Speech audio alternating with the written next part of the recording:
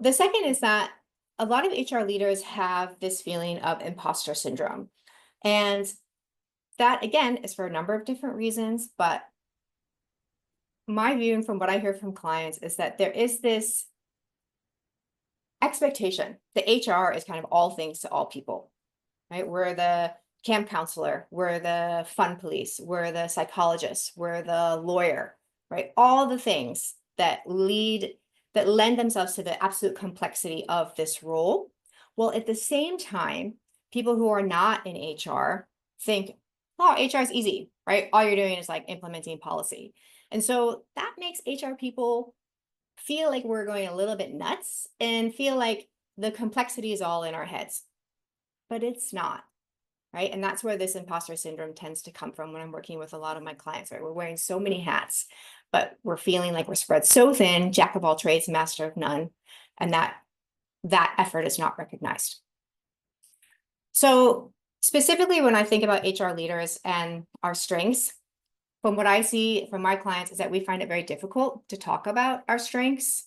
There's often not really a lot of avenue or opportunity to even do so. We tend to focus on our negatives. So often when I first start working with a client, I'll say, tell me about your strengths. And they might say, one or two things, and then they'll like immediately shift into giving me a whole big long list of their negatives. This is very much the case whenever someone is, actively looking for a job. And so they'll say things to me like, oh, well, I don't have any change management experience, or I've not worked in Asia long enough, or I don't speak Mandarin, or whatever it is, right? And they'll kind of go into all this big, long stuff.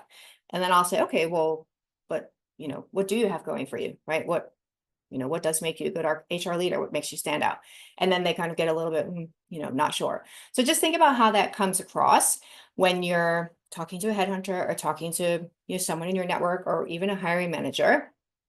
Just being really mindful of trying to focus on the positives and not just allowing yourself to naturally go into the negatives, which is the brain's natural tendency.